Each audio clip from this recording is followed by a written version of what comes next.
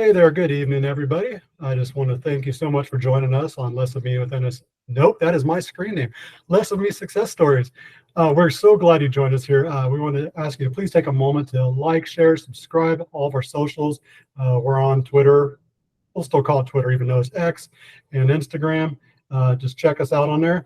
I am your host, Scott, and with me tonight is my co-host, Robyn. Robyn, how are you doing this evening? I'm great, Scott. Thanks. Here at Less of Me Success Stories, we know what it's like to be helpless and hopeless. Your story is not over. You can rewrite it at any time. We provide a platform for people to share their stories and how they reclaim their lives using dietary intervention. That's right. And we just want to remind you and let you know that Less of Me Success Stories was born from the desire from both myself and Robyn to share inspirational stories of healing from our friends across the internet. We have healed our bodies. We've lost weight. We've done so much mentally, physically. It's amazing what this way of eating can do for us. We're passionate about sharing the message, and we hope this reaches others and helps them start their journey or continue on their journey and just give them the boost they need. We encourage interaction through our chat on YouTube, ask the guest questions, and just make this an interactive thing. We want to just help everybody get a healthy lifestyle here. As a reminder, neither one of us nor our guests are medical professionals. We are not offering medical advice. Please consult your medical team before attempting any intervention. So with that, I want to introduce our guest. She is an amazing lady. She has done so much for this community, just helped so many people start their journey, so many people get healthier. Again, not just weight loss, but physical healthiness, mental well-being, everything. She's just done so much for this community. And I am speaking of no one other than Amy Eiges. How you doing? Good. Thank you so much for having me. And I think I destroyed your last name, even though I wrote it down. It's a really hard name, so I no judgment. It's Amy Eiges, but it's a hard one. So I get never tire of telling But people. you know what? I'm going to beat myself up over this because I spelled it phonetically, and I added an N to it when I said it, and there's no N even written down on my end. Please don't let it live there. Let it go. Thank you so much for joining us. And yeah, my pleasure. I'm sure we're going to have a whole lot of questions for you, but we just want to start it off with, please just share your journey and where we started from and where we're at now. And we'll kind of fill in the blanks. Sure. So yeah, my story with weight started many years ago when I was really a very young child. I was overweight from really the time I was born, pretty much, and weight was a theme in my family growing up. My mother was always on a diet. My grandmother used to go to Duke University to their weight loss center for every winter, and it was just like weight was a very large theme in our family. I went to my first Weight Watchers meeting when I was like 4 or 5 years old. I think I tagged along with my mother. I was so young, and I told this story before, but I was so young that I couldn't spell. But the woman that weighed my mother looked me up and down and spelled something that started with an O. And I knew already at that age that she was calling me fat, even though I didn't know how to spell. I couldn't even read, and it was just, I just woke up every day sort of thinking, what am I going to do today to lose weight? Through my teens, through my 20s, and the irony is that I was over 300 pounds by the time I went to college. And then after post-college, I was over 400 pounds for most of my adult life. And the irony is that I was never not thinking about how am I going to lose weight, right? I just got terrible advice for decades. I joined Weight Watchers 35, 40 times over my lifetime. I kept thinking, even when I eventually will talk about, how I ended up losing the weight that I have. But even when I discovered low carb and thought I'm going to try keto, I was going to do it through the lens of Weight Watchers. I was going to sort of side by side track my Weight Watchers points and keto. That's how much I bought into this concept that moderation was the ultimate way to go. Anyway, so I was really it was decades of just dieting and failing, quote unquote failing, and I was so desperate that I was going to have bariatric surgery. And no judgment to people who have had surgery. I think it's a valuable tool for those who have. For me, I just knew that it was the wrong call for me. I knew I had done a lot of work around intuitive eating at various points and health at every size, which I think gets a bad rap. Both of them get a bad rap, I think, but I think there's value to both of those movements.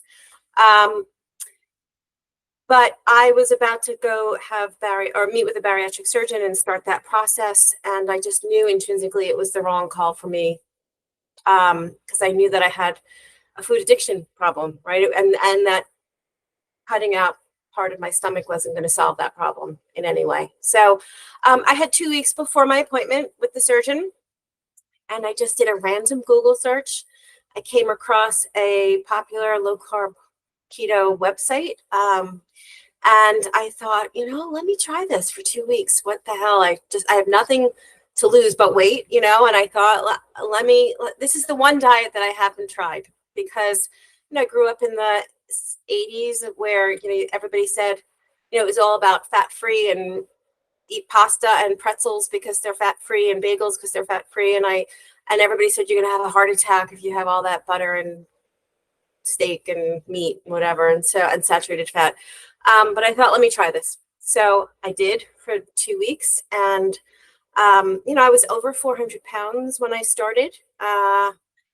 And so, I didn't lose enough weight in the first couple of weeks to really make a huge dent in that, but I could feel a drastic shift even in the first 2 weeks. I just felt now I have the sort of vocabulary to understand what the shift was, and I was no longer fighting that blood sugar, like sort of up and down cravings and hunger, and that cycle of that roller coaster cycle of hunger and cravings. But even, in the first 2 weeks, I just felt so different. I could tell there was a difference in this.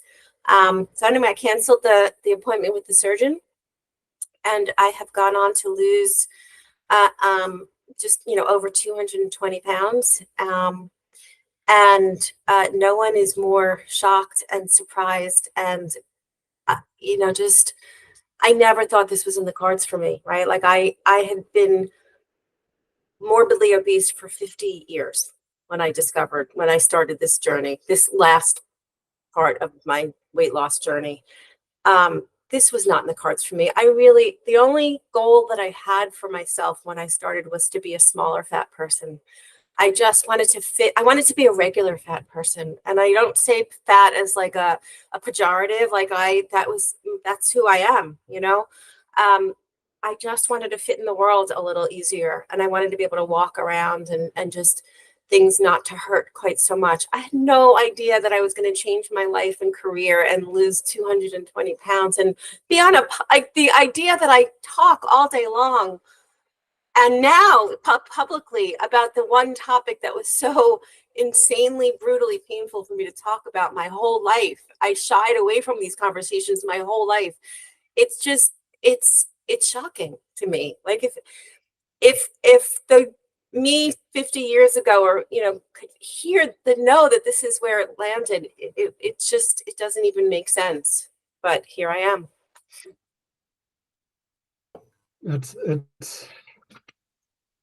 It blows my mind every time you tell me how much you lost. It's absolutely incredible. And to see you now. Right back at you. Well, thank you. And to see your before pictures it's crazy. So I want to ask, this is for a personal reason, but and might choke me up a little bit, so I'll try to get this. You mentioned that you were young when you started having a weight issue, and I have a young one right now dealing with the same thing, and it is a massive, massive struggle to right the ship and trying to figure out. I mean, I know how to do it for myself, but it's hard to do for a young one because they don't see the benefits down the road. Yeah. Thinking back to when you were younger, do you think there's anything that you could have heard or done, or that could have made you make that shift? Or, I mean, I know it's a hard question to answer right now, probably on the fly.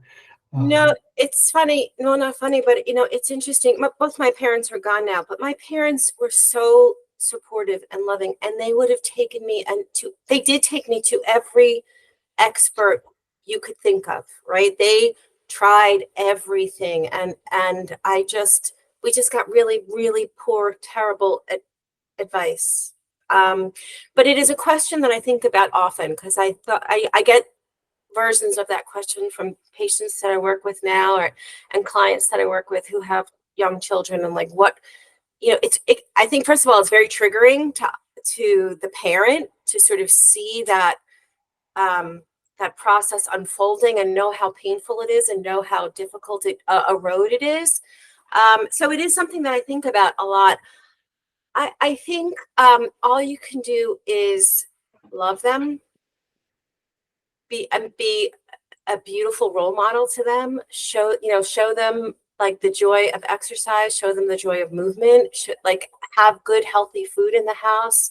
Talk to them about, like, point out, I don't know how old your kids are or your child is, but Yeah, that particular one, she's 11. yeah. So I think you can start to point out, like, how do you feel when you eat these foods versus how do you feel when you eat these foods? When are you hungry again? When do you get hangry? Like, when are you, like, when you're really in a cranky mood, like, what'd you eat today? What didn't you eat today? Start to make those connections for her so that she can eventually say to herself, like, oh, you know what? I didn't do that well today. And I don't know, I had like just some pasta for lunch, and maybe like, but I felt better the other day when I had, something, probably protein. So if you can help her make those connections, and then just be there when she says, you know what, I'm ready to make a change.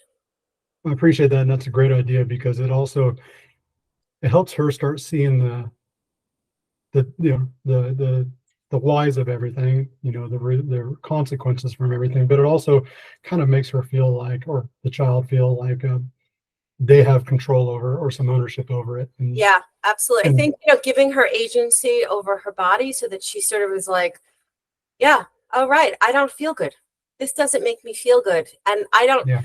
this isn't about like a rule, like dad said I shouldn't eat sugar. Like, this is like, oh, I actually have a stomach ache when I feel this, when I do this, and I think in many ways, even for myself, like, there are times now that I will eat in ways that I'm not particularly proud of, but I find that making the connection between how a food makes me feel is way more powerful in the moment than some theoretical arbitrary number that may or may not show up on the scale the next day, right? You may gain weight, you may not, you may get away with it, you may not, but you're definitely going to have a stomach ache, right? Mm-hmm. You're like, and that, I think, is way more motivating sometimes than the sort of abstract fear of gaining weight, Got it. Yeah, absolutely. No, I agree. Makes me think of another question. So this is something I've asked my wife a lot, and I've kind of kicked around. How do you do it if you can do it? Let's say, for example, when I was nearly 600 pounds, the idea, I try to put it in my, flip the script. Like, if someone came up to me and said, like, hey, I have some advice that can help you out. Is there a spot, or without offending somebody, is there a situation, do you think, like, hey, we can approach somebody in a loving manner that's not shaming them, not making them feel horrible? Is it even something that can be approached with, hey, I was where you're at, this is what worked for me, I'd love to help you out? Oh, I think it's funny, because I sometimes I think the answer is no.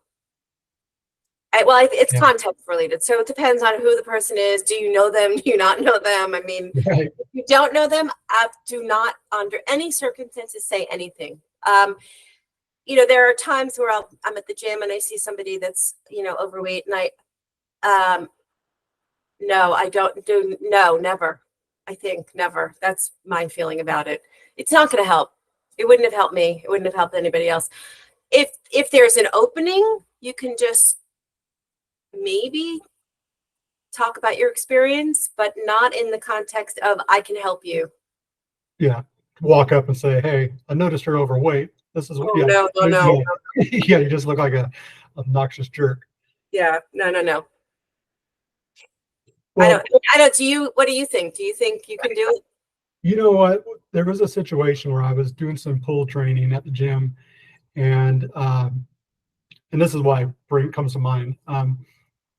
There was a guy that I would just say he was roughly where I was at, so let's call him 550-ish pounds.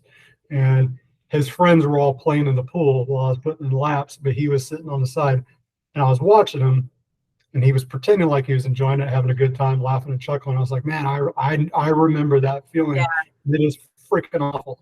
You're pretending like you're okay, you're not dying inside. And I so badly wanted to just kind of friend. I was for 10 minutes trying to figure out how I could approach that. I yeah, could not come up with a scenario to where it would not be offensive to the person. yeah. Yeah. That's a hard one. It is a hard one. I think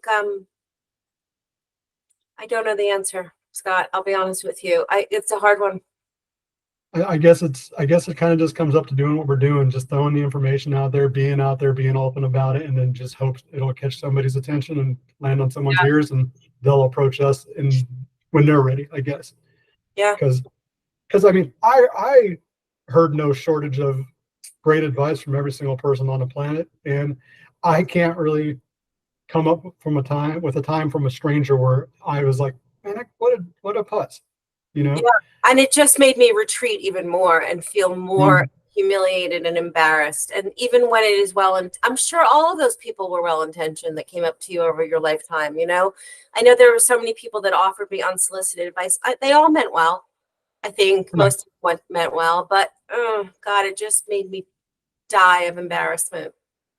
So It makes me think this is before I started everything, obviously, and I was at a little sandwich place getting a pork chop sandwich, and I was gigantic, and the owner of the place talked to me. He's like, "Hey buddy, you could do so much better. Start eating Greek yogurt." Gave me the whole run down of what I need to do to be healthier and everything like that. And then I was like, "I appreciate the advice, but you're totally cool selling me the sandwich right now and taking my money, aren't you?" "Oh yeah, I'm here to help you." And I was like, yeah, I don't know. I think we could have approached that in a whole different thing, but yeah, it's a difficult situation. I know we all have a passion to help, but yeah, I guess it's a time and place for everything. Uh, you hit on this a little bit. You talked about you never thought in a million years this would weight loss would steer you into a different path of career, whatever. Um, are you able to hit on that a little bit? I mean, we know what you do, but and a lot of people do, but are you able to sure. talk about what you do? And Yeah, of course, I would love to. Yeah, so I was low carb for a number of years and I lost a lot of weight. And then at a certain point, I had met Nina Teicholz at the Nutrition Coalition. I was working with her for a couple of years, working to try to reform the dietary guidelines, which is a maddening process. And at a certain point, I needed a doctor. I needed some accountability, just personal accountability. I needed somebody to review my labs, and I was looking for a doctor. And I live in the New York area, and I went to see Dr. Tro as my doctor. And he became my doctor. He's awesome, and he helped me go on to lose an additional 100 pounds. I had already lost about 100 by the time I came to him. And I had started to put back a little bit of weight on, when I came to him, and so I needed that support. And he had a kind of a different approach to low carb and keto. One that now I sort of see it kind of marries low carb with what I call something called intuitive weight loss, which is sort of like it goes through the lens of, are you hungry, right? Like, are you hungry? And what are the foods that fill you up, and what are the foods that make you hungry for more? And he goes through explains the science of it, and wearing a CGM and all that stuff, so that everything's backed up by evidence. But that's not the language that speaks to me, right? It's important, right? And I'm glad to know that my doctor knows it, but I don't need to know the science. I go much more on gut. And anyway, so he became my doctor. I was with him for quite a bit of time, and the dietary guidelines process was coming to a close for that cycle. And I was sort of thinking, I think I want to help other people do this, right? Like working with Nina and the Nutrition Coalition and understanding sort of like all the big picture pieces that were working against all of us to get good information, first on the dietary guidelines level and all of that. So I was sort of outraged, like at what all the things that we were up against with that bad information. And I thought, if I could just help one person just not go down that terrible rabbit hole that I went down, God, that would be really like a dream thing, a dream job. And, Tro had just started his practice at that point, and he was looking to expand his practice. He was growing, and we both sort of said, what if I became a health coach here? So, I got trained, and I did a program for health coaching, and I have been working with him ever since. And now I'm the program director for the practice. I come up with, various programs. I do a lot of writing and create sort of, programs and challenges and all sorts of things for our community. We have an app with, about 12,000 people that, just like-minded people at all various points of their journey, just supporting each other. Lots of education. There's courses on there. So, so that's what I do now. I work as a health coach. We have a medical weight loss program, and which is both, it's some medical appointments and some health coaching appointments. And it is really, I had to wait, 50 years to sort of find the career that I was meant to be. This was, it all sort of life sort of is weird how it wends and bends and twists and turns, and it landed me exactly where I was supposed to be. So that's so awesome. The life changes you must get to see has got to be so rewarding. I mean, I know it's not 100%, but I mean, I'm sure you've seen some amazing success there. It's just so rewarding and fulfilling, I've got to imagine. It is amazing. The thing that you probably can recall this yourself, like, or maybe you don't recall, but like, it took a long time for me to lose weight, right? Like people see me, like my neighbors see me, and then there was COVID, so nobody saw each other for a while. But, I forget day to day how little happens, right? Like it took a little bit getting used to, as a health coach. And, I sort of had to manage, like we've been at this a long time. This is not a quick fix. This is a way off that roller coaster of like diet, binge, crash and burn. I'll start on Monday. It's a way out of that whole matrix of just misery, right? And so because of that, it is not a quick process. So day to day, not a lot happens, but yeah, it is amazing to see, like, when people do their 6-month medical weight loss program, it's they go for labs 3 times throughout the program, just so they can sort of see in real what their impact is of their changes. And it's, some people come to us and they're so scared, and they've gotten, maybe a diabetes diagnosis, or they're just, they just want to, be there for their kids or their grandkids. And they, I don't know, like my whole life, every time I started a new diet, it felt like there was just such false hope and false optimism. And every time you failed at that diet, it was like, oh, you have to package up that dashed hope and that just sadness, right? And here we get to, have a front row seat to helping people just rediscover that hope, and, I don't have a lot of superpowers, but if I have any, it's really that this was not the life that I was supposed to live, right? If I could offer anything, it's just that it is possible, because this was just not in the cards. Like I cannot even express how not in the cards this was for me.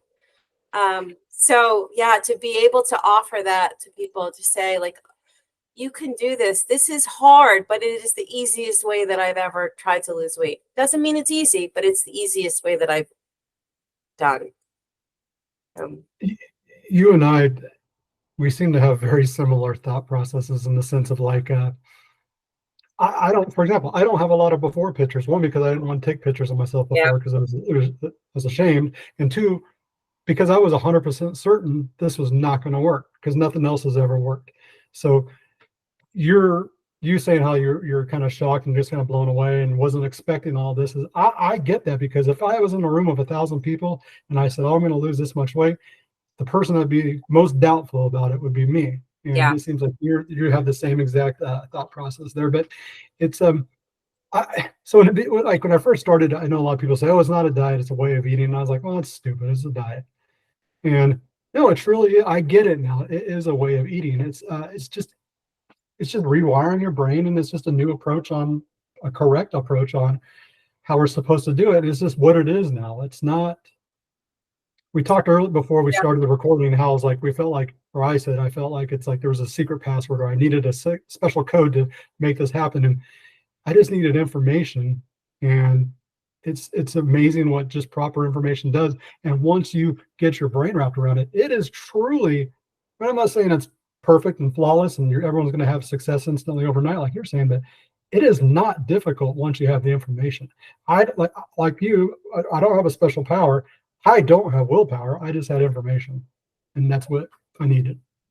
Yeah, I mean, my experience is a little bit different than some people. I do struggle, right? I think it's important for me to say that because sometimes I think people think they hear, as I said just a few minutes ago, like this is the easiest way that I've tried to lose weight. Doesn't mean that it's always easy, but it's easier than all the other times I tried. But I think it's important for me to say that I still struggle because I have a very difficult and long relationship to food issue, right? If you want to call it food addiction, if you want to call it relationship to food, whatever you want to call it, I got it. And so I think, sometimes when people are struggling, they think like, oh, I must be doing something wrong. I need another biohack. I need collagen. I need bulletproof coffee. I need another trick or another gimmick. And I think the truth is really that it sometimes it's just hard. The world is not set up for us for our diet, right? And just sort of going back to what you just said, like when I started, this was a diet. Truthfully, I was just following macros, and I was just gonna keep my carbs low, and I was gonna do this for a couple weeks, and I was gonna become a smaller fat person, and just kind of, and then go off the diet because that's what it was. It was a couple years in before I realized, oh yeah, this isn't going anywhere. Like I will always do some version of low carb. It may not always be keto macros. It may not be 30 grams of total carbs a day, but I will always be low carb for the rest of my life. And when I made that shift, or when I realized that I was in that shift, it really helped free things up for me to not be perfect anymore, to try not to be perfect anymore.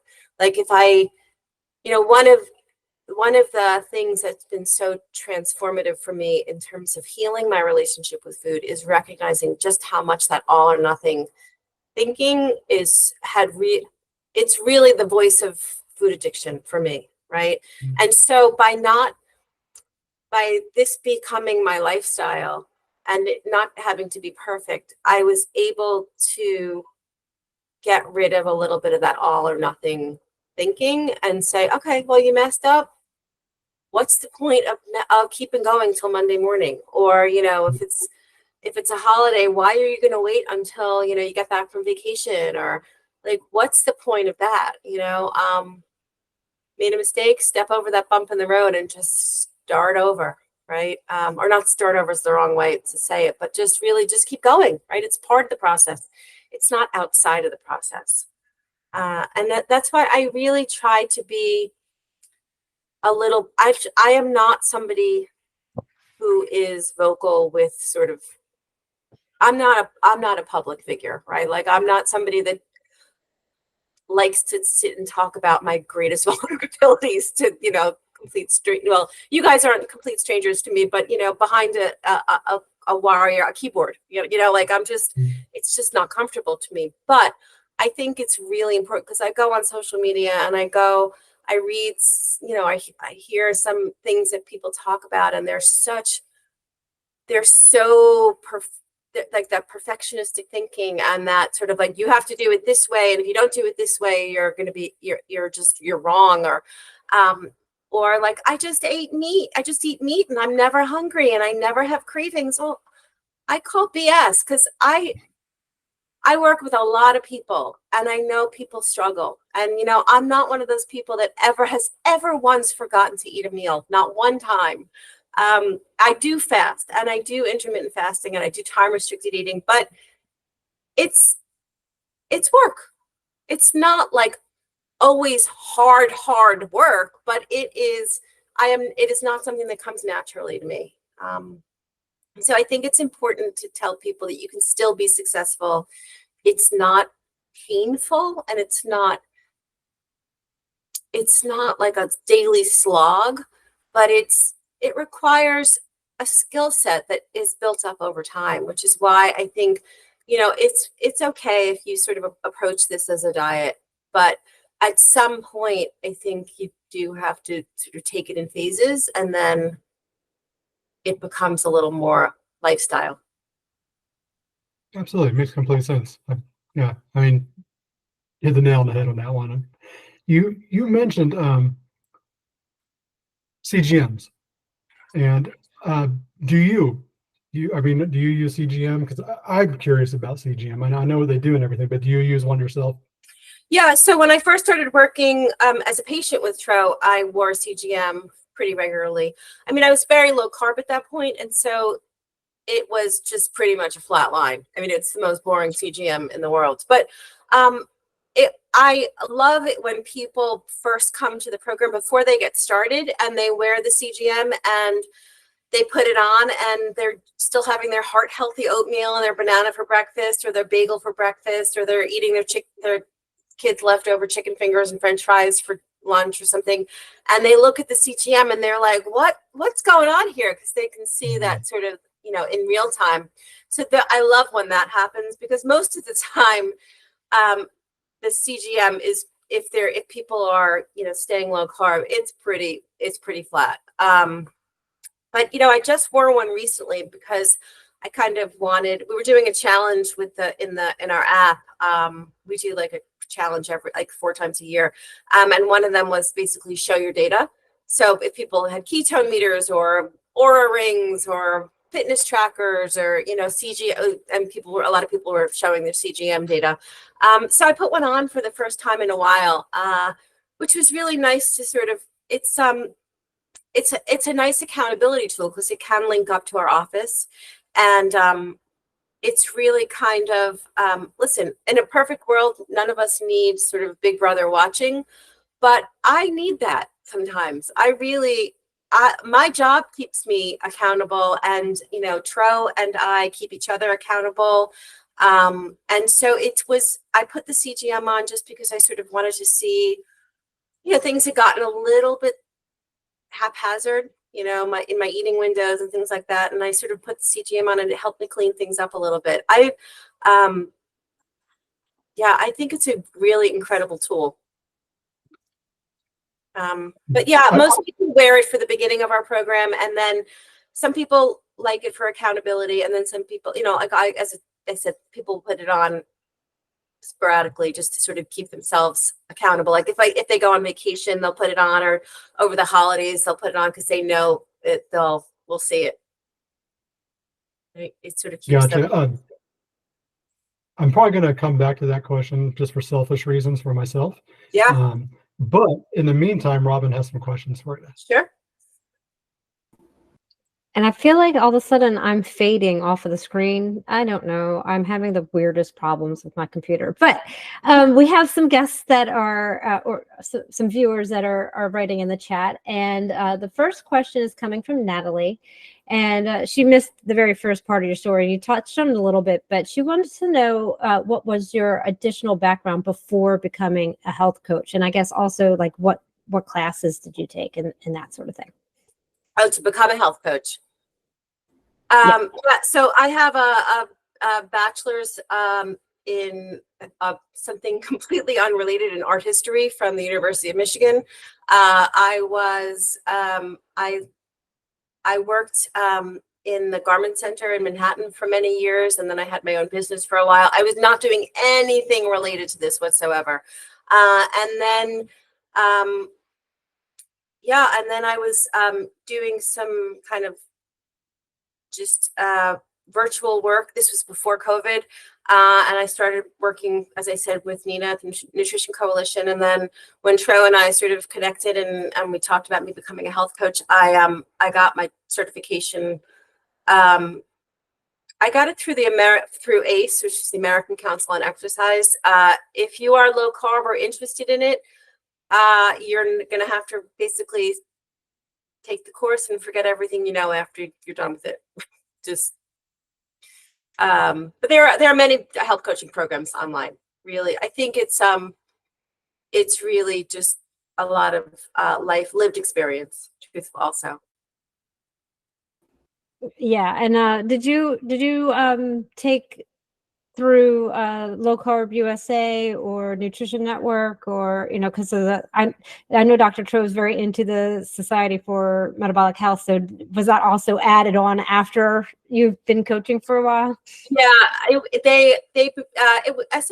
was around when I first started with him, but they hadn't started their education modules when I that was years later.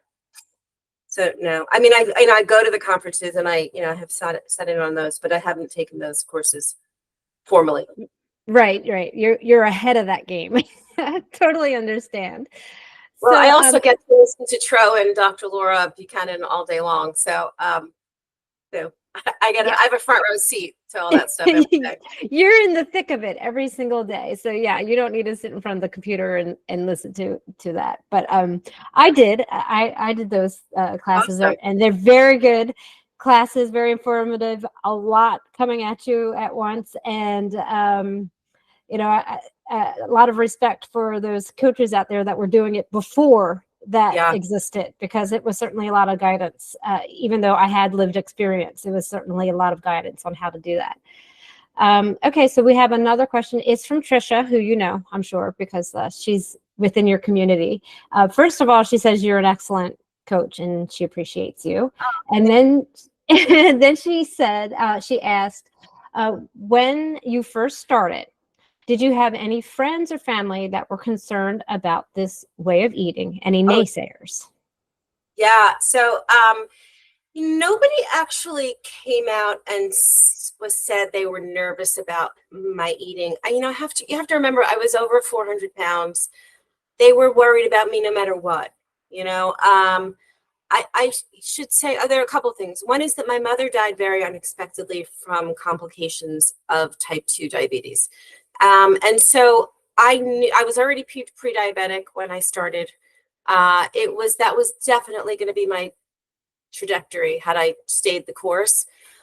So it wasn't that nobody outwardly said to me. I did have a doctor actually say to me, "You're going to die from all that bacon and fat or whatever." And I took out my lab work and I gave him a what for, and then when I left, I sent him a bunch of studies. But anyway, nobody in my world said didn't express concern about the diet. I think they were all just like, they had seen me try every diet. Like they'd seen me, they were like, "Oh, Amy's trying another diet." So I don't think that anybody really quite understood,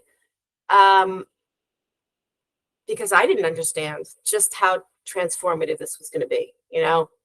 I think maybe in the back of their heads, they were like, "Oh my God, she's having steak again." I think they still think that, truthfully, right? They're like, "Oh, I guess we're going to a steak place." Like it's just so different than the rest of the world eats. The world is not necessarily set up for us. And, if I get, a giant plate of steak and I'm not eating all the sides and I'm not eating the appetizer, not eating the bread basket or dessert, like I may get two steaks,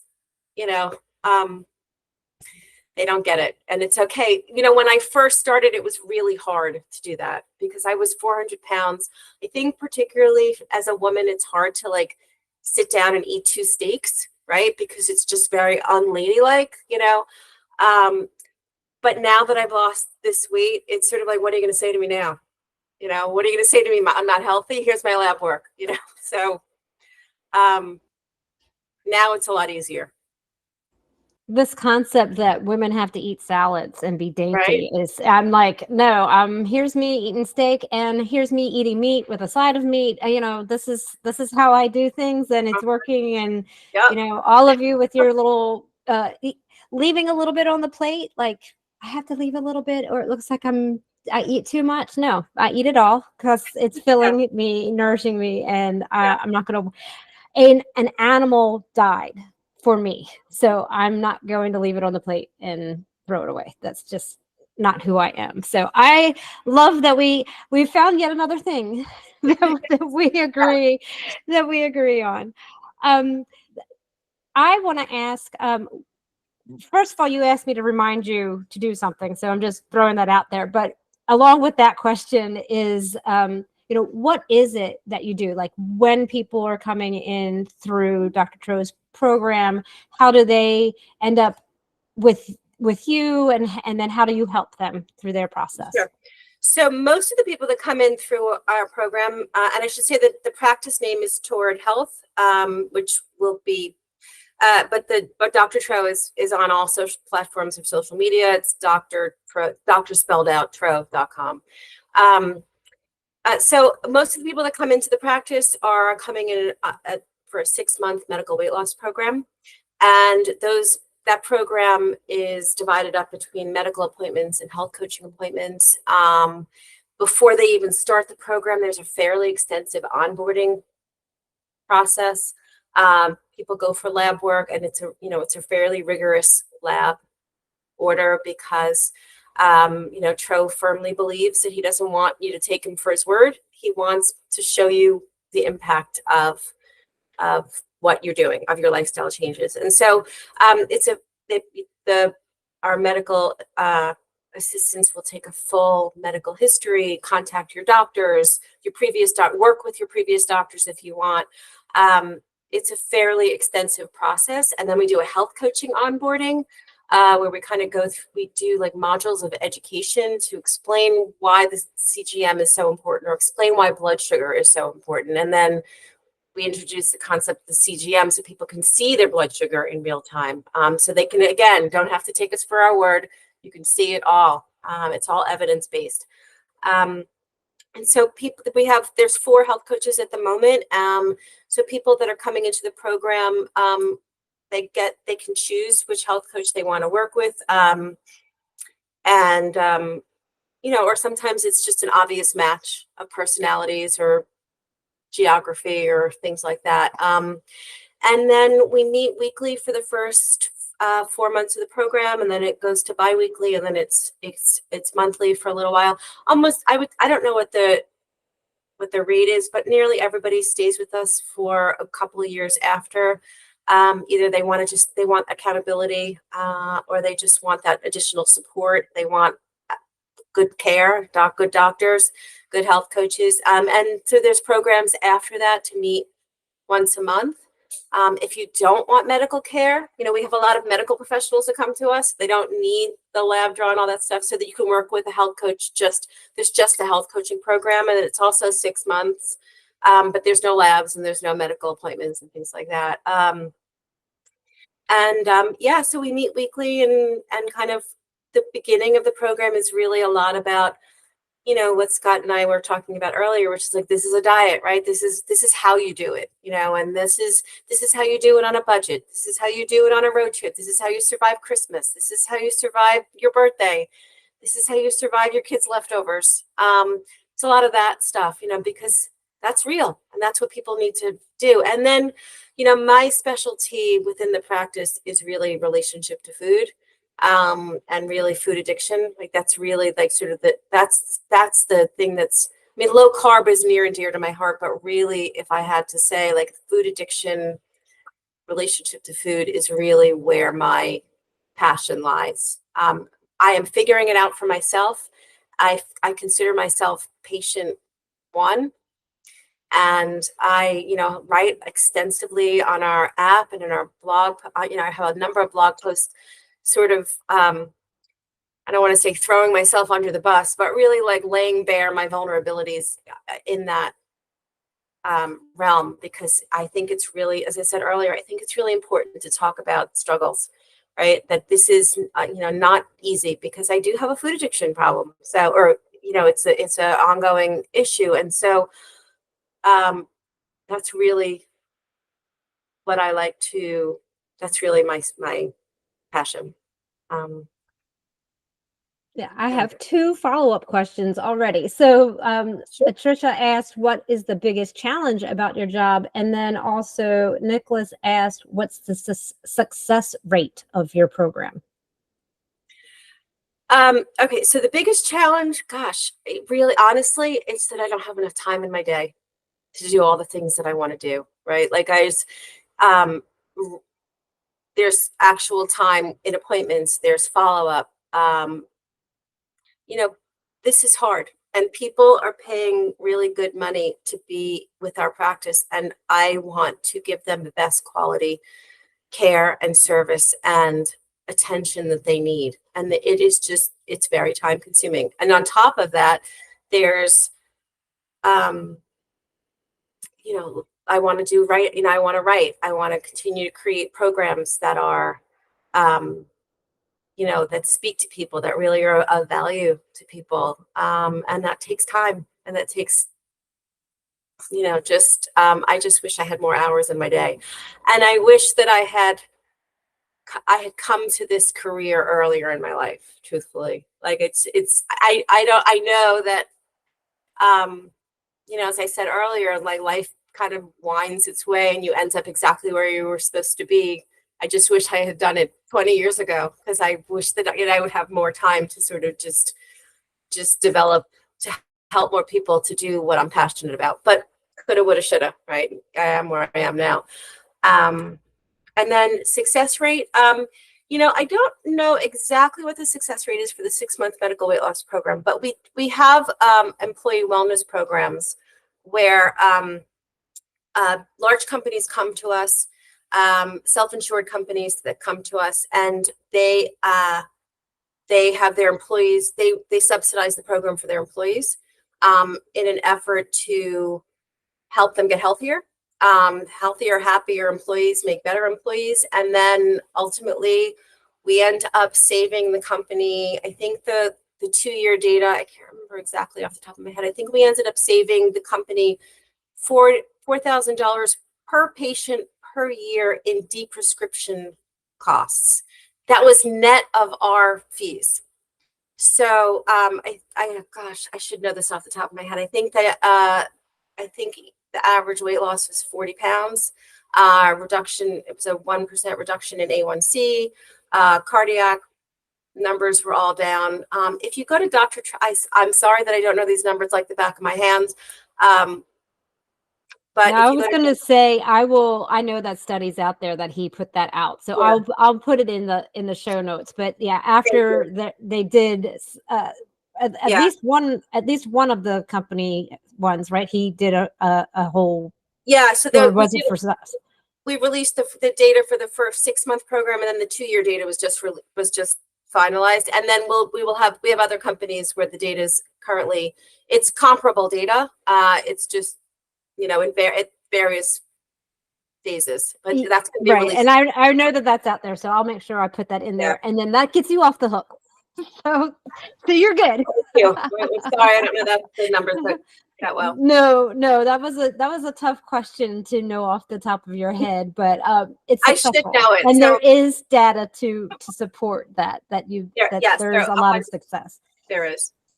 And I do want to point out also that Dr. Tro is and I guess the other doctors that are working in his practice are able to see patients from all 50 states. And Yes. that is amazing. Like for me, when I was in a time where I had been labeled non-compliant by everyone here locally, he was my savior. He helped me get through stuff. And quite frankly, we learned things together. So,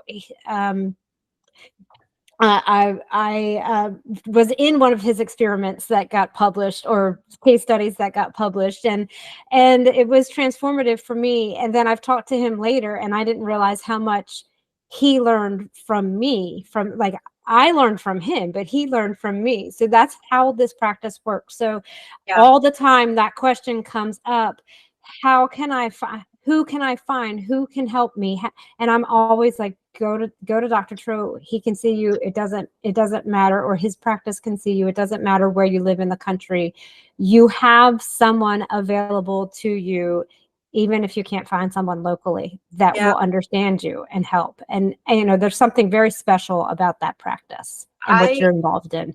I know that I am biased, but I was also a patient, and I know I have been to doctors my whole life, so-called to all the best specialists in the New York, Manhattan area, all the best and the brightest, and supposedly best and brightest. And I have never seen doctors that are so curious, right? And that if they don't know the answer, I have seen Dr. Laura like dig and dig and dig, and seen Tro dig and dig and dig until they find what they need. And if they don't find it, they are willing to listen, right? And then it's really, it is remarkable. And I know that I'm biased, but again, I was a patient before I was a health coach. And they're damn good doctors. So yeah, but thank you for he is. Yeah. I mean, he's curious. And I think that we, as people who have found low carb, I think we generally are curious people, and we want to dig in and find more. And it's very hard to find someone just, you know, down the street at the doctor's office who's going to be equally as curious, or have the time or the motivation to dig in a little deeper. That just doesn't exist, especially with a system doctor. So, you know, that is something definitely for anyone out there who says, I can't find anyone. There is someone out there, and you know, it's in Dr. Tro's office, and you will find the help that you need. And then all of this support, when I was a patient, it wasn't just him. Actually, it was just him. He was the only doctor on board at the time. That's how long ago it was. But his staff, they will come to bat for you. So if you're going for a test in your local area and you're dealing with doctors who don't understand or whatever, you can call them and they will be on the phone in seconds with that office. Like, no, this is what we asked for. This is what we want. And this is what this patient needs. And, you know, you just perform the task and we'll deal with the results. And, you know, that's a relief to someone who's been fighting for years to find somebody to understand what they're going through. So highly recommend. The front desk staff, the medical assistants, like they will dig and dig and dig and do whatever they need. And the other thing, you know, you can reach our office by text. You can pick up the phone and actually get a human on the phone. It is really a unique place to be. So we are creating, and Tro has created, and we are continuing to create a really amazing place. So I'm very lucky. And I just hope that some more doctors follow suit, because I think there's a lot of people out there who are interested in how he is running his program and learning from him and trying to implement that for themselves. The more the merrier, because I'm sure you guys are busting at the seams. So it's very exciting to see that other people are following that model. It's a good model. Let's go with it. Yeah. Yeah. Oh, we should talk about the app for people that are here live. Robyn's going to put it in the chat, but we have an app. So basically this app started, you know, Tro and I sort of put it together with paper clips and duct tape a couple of years ago.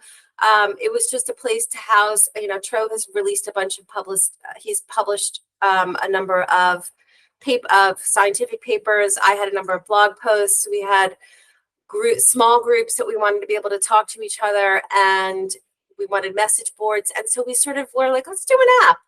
And it has become this amazing resource. It is courses on CGMs, cardiovascular health, diabetes, food relationship. We have 12,000 people on a message board. We have a fasting message board, an exercise message board, fully cited medical articles you can take to your doctor. Here, you're worried about my cardiac health? Here's some studies for you. You worried about my mental health? Here's some studies for you, talking about low carb. Anyway, so we are offering the app free for 3 months to anybody who follows the link that Robyn has put in the chat. And I hope you join us. Just sign up there. There's no catch. There's no anything. Just 3 months. Just come and join us.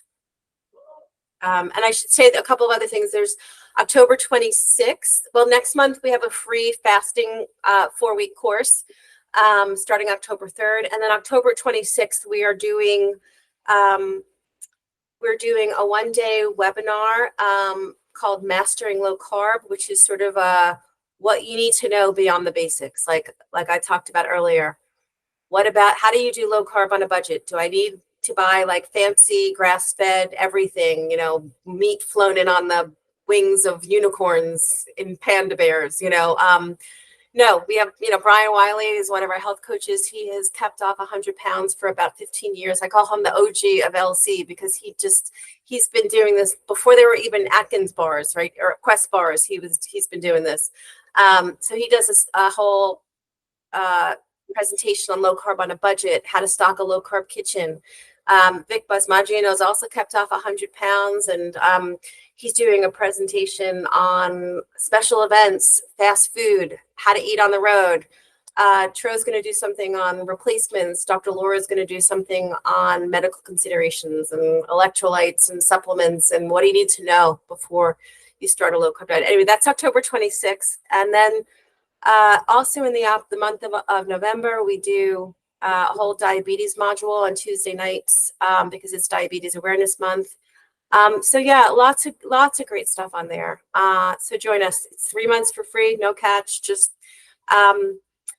we talked a little bit before we went on live on YouTube just about there's some other low carb websites that were very helpful for a long time and have ceased to be helpful. And so we want to be that resource for everybody. So please join us.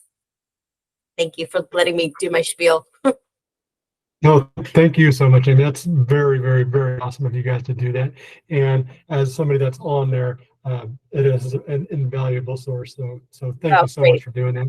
Thanks, Scott. I know, yeah, absolutely. I know we're getting close to bedtime. So I'm going to ask you one more question, and then I guess it's 2 more questions before the last question. So you hit on it really quick. Other than losing an amazing amount of weight, what were other things that came about with the weight loss beyond just weight loss?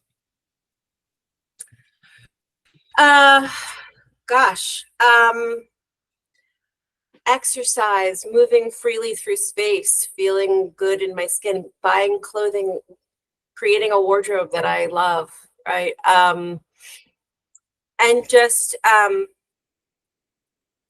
it's interesting, like a friend of mine who I know from college, she said to me a couple years ago, she said, Amy, if I met you today and I had to describe you to somebody else, weight would not even be the first 10 things I would use to describe you. And it took my breath away, right? Like it could make me cry even just thinking about it now. Like it is the lens through which I have viewed everything, right? There's not a single solitary thing that I did not view through the lens of my size. And so it's been for a while, it was a little disorienting because I no longer, what do I do? I'm not trying to lose weight. So it's been a little bit of an adjustment. It's not that it's a problem, it's just that it's been a thing. And the old me would have rolled her eyes so far in the back of her head to hear me say that now, because I dreamed and longed to be living this life, even though I couldn't even conceive of it really. So it's just been just standing up without like sort of like, I expect there to be a pain, and there isn't. I expect things to be much harder, and I still have to sometimes fight myself to think, oh, it's not hard for you anymore. I don't know. Does that answer it? No, absolutely. That was perfect. That was beautiful. I sympathize with that so much, and that was fantastic. I appreciate that. So before we get into our last question, where could people find you on social? How do they reach out to you? Yeah, so my Twitter handle is really not an easy one, but it's AMYDEE1001. I have to confess, I am not on social media all that much. I check it like once or twice a day, but I keep a quick look at it, but I don't really post very often. And then on Instagram, it's AEIGES, which is my last name, Eiges, Eiges. On Instagram, again, I don't post very often. I always say that I'm going to, and then I look at social media and it makes me frustrated and annoyed, and I just close it out because I'm like, my free time and my peace is more valuable to me. But yeah, you can find me there, or you can always find me on the app. I am on the app, on our Toward Health app, way more than I am on social media. And if you want to work with me as a health coach, you can go to drtro.com, DOCTOR tro.com. You can work with me as a health coach either through the medical weight loss program or as a health coach, or if you join the app and you want to reach out, please feel free to do so. Perfect. Thank you. Yeah. So last question. If you can offer one piece of advice to someone starting their journey, what would you do? What would you say? And it has to, I don't know if I could do just one, but one, or let's go for one between 1 and 10. 1 in 10. Okay, good. I'll go maybe 2 or 3. I think the first one is to really examine sort of what I said to you about your I think it's your daughter, you said, really sort of examine or pay attention to those foods that keep you full and the foods that make you hungry. How do the foods make you feel, right? Because other than eliminating carbs, I think making too many changes at one time can be daunting. So figure out how to eat in ways that keep you full from less food. If you have a slip up, just get right back to it. Don't wait till Monday or after the holidays, till till some magical thing happens on the 1st of the year, 1st of the month. Just get back really quickly. That's been like the most difficult thing for me to do. I still fight that sort of like, oh, I screwed up, I'm going to keep going. And Tro uses this example often about if you got a flat tire, would you get out and stab a hole in the other 3 tires? And yet we all do that with diet every day, right? It's a preposterous thing. Of course you wouldn't do that with your car, but yet we do that with our lifestyle and our diet. And then the last thing, I guess, is, it's not going to be the most popular thing I say, but not every experience with eating has to be a party, right? Like sometimes food is it's good enough. I'm not saying that you shouldn't enjoy your food. I'm not saying that you need to eat just dried chicken breast and steamed broccoli. But I find the longer that I'm doing this, I feel better when I keep it pretty simple. And that was an evolution, right? That happens over time. But the more involved I am with food, the more involved I am with food. And so just keep it simple. Okay, that was 3. I've overstayed my welcome. No, we appreciate that. You're more than welcome to do that. We asked it. But anyhow, we want you to get to bed. We appreciate you so much. You were so helpful, so insightful. Yeah. Thank you for so that much offer. for having me. Yeah. So on behalf of everybody here, we wish you guys a good night and thank you so much for joining. Cool. Thank you.